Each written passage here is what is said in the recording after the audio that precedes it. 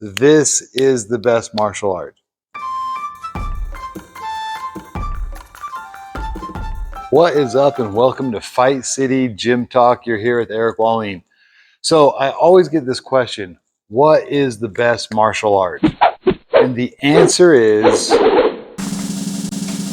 there's too many variables. There's too much going on that could possibly go on for me to say this is the best martial art.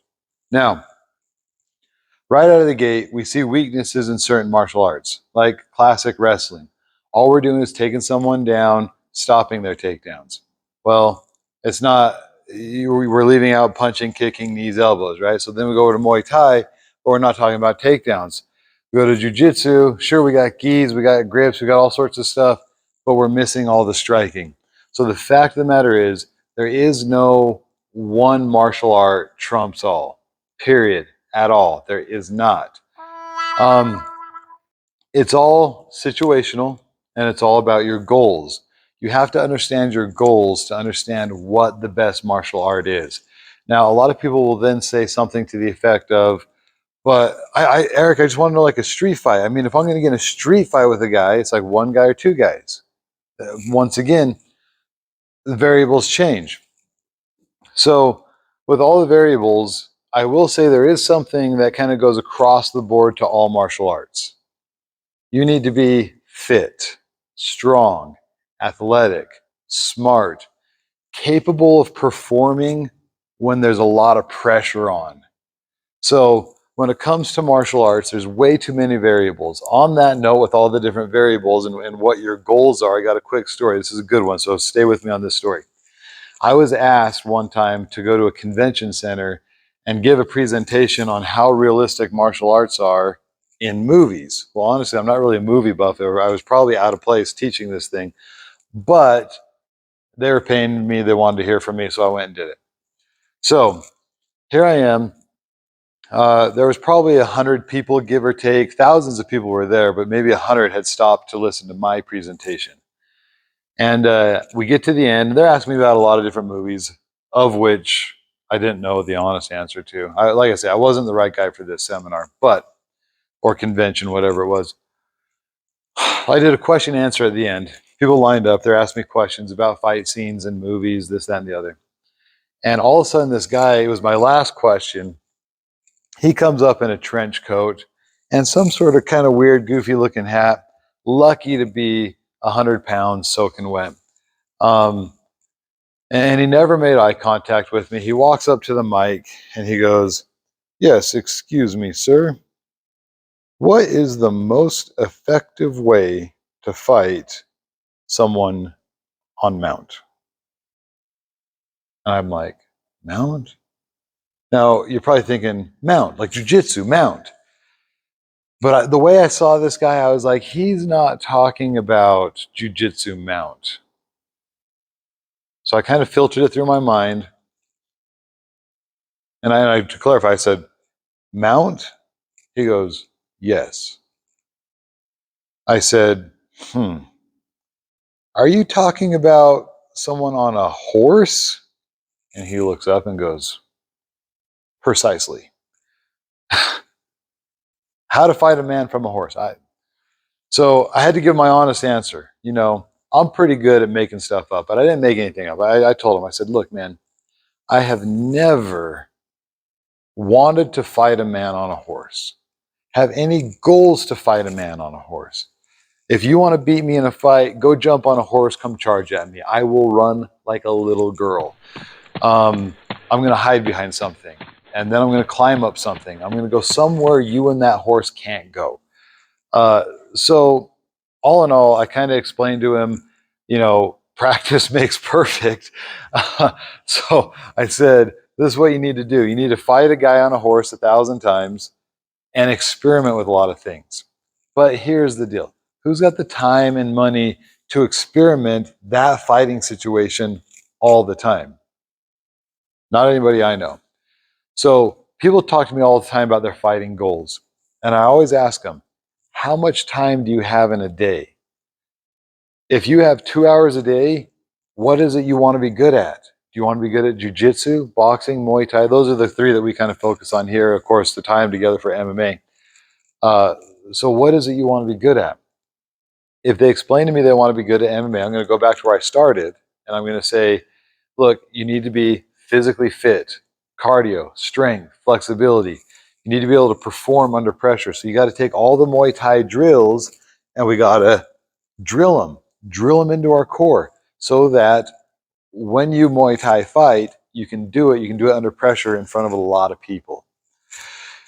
The other thing is, um, if you only have 2 hours, so we need to talk about getting as fit as you can possibly be, drilling and perfecting fundamentals. And that's what we should all be focusing on if we're competitors and we want to actually compete in different martial arts.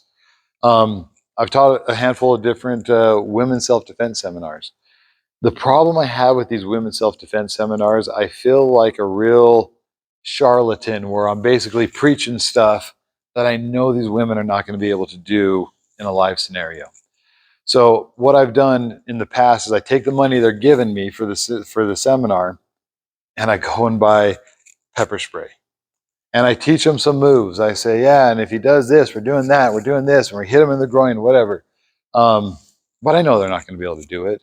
I've coached enough jujitsu to know that I can teach a guy the defense to a rear naked choke, watch him go compete one weekend and see him get stuck in a rear naked choke, even though I know he knows the defense. Why didn't he do it? Now we're talking about women who are going to be outclassed in size and strength, and we're going to teach them how to defend and how to stop an attacker. It's hogwash. It's crazy talk. The fact of the matter is, these women that are going to women's self-defense classes, they can compete in regular jiu-jitsu. They can compete in boxing. They can learn how to fight. And that will give them a better chance of defending themselves against an assailant. But all women, and myself included, someone attacks you with a gun, you're going to wish you had a gun. The simple fact is, this world is wild. It's crazy. We just had a mass shooting a couple days ago. Um, there are so many variables that there is no one best martial art. Uh, Back to how much time do you got? Navy SEALs commit all day, every day to becoming ruthless killers. And there are some bad dudes, and I'm not taking anything away from these guys, and I appreciate the service that they give to our country. What I'm saying is, they're still not the best jiu-jitsu guys in the world. They're still not the best boxers in the world. They have to commit so much time to learning how to fire weapons, learning how to fight with a knife, learning how to fight unarmed, that they kind of become a jack of all trades, master of none. They're bad dudes. I'm not taking anything away from them, but back to, they are full-time killers, and they're still not the very best at every little martial art. So simply put, if you want to know what the best martial art is, there is no real answer. If you want to always be safe, I would recommend take an education class, get a gun, arm yourself. Um, Arm yourself with what? A gun? It's dangerous. I might actually need to shoot myself. In that women's self-defense class I taught, one of the girls chimed up at the end of the class after I gave them pepper spray. And she's like, does this stuff even work? And I'm like, sure it does. I don't know. Fortunately, I've never been hit by pepper spray. But she's like, do you dare take a shot? I'm like, no way I'm going to take a shot. But just for argument's sake, let's see what it kind of feels like. I took a little bit. I put a little tiny drop on my finger. I hit myself with it right there below my eye, not on my eyeball. I hit pepper spray, a little drop right there below my eye. And I felt it start to crawl in my skin like it was a spider. And then when it hit my eyeball, I cried like a little girl and ran to the bathroom and flushed my eye out. And then for 3 days after that, every time I took a shower, it would reactivate the pepper. It'd get back into my eyeball, and I'd cry like a little girl in the shower again. So as far as I'm concerned, I think pepper spray would be insanely effective to have on you, convenient, comfortable, not life-threatening, uh, and insanely effective. But then we got that argument where we're like, yeah, I saw a YouTube video where some cops were spraying a guy with pepper spray. and it didn't do anything.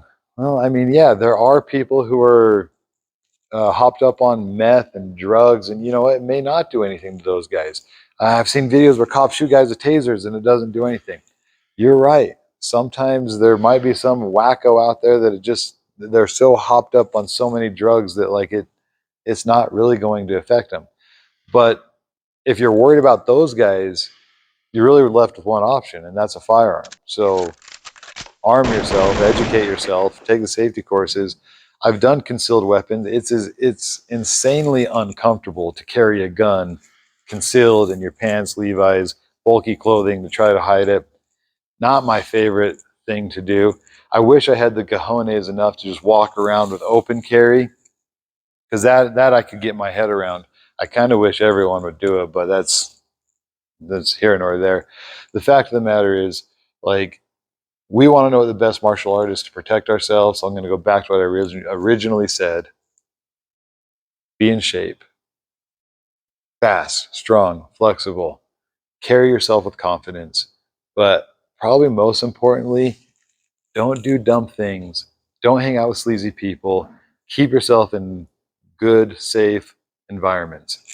If you do that, your odds of being attacked are very low. The odds of needing the best martial art is very low. I have not been in a street fight for over 10, 12 years now. Sometimes I kind of wish I could get in a street fight. It'd be fun, maybe. But I also know that I don't want to go to court. I don't have to be stuck with um, court dates, possible fines, penalties, jail times. I don't want to deal with any of that. So the fact is, how important is that question? What is the best martial art? It's really not. Be in great shape, carry yourself with a lot of confidence, hang around good, smart people that you know and trust, and don't put yourself in bad situations. And if you're still worried, arm yourself. Anyway, thank you for watching. I hope that clues you in with some good information. Don't forget to like and subscribe.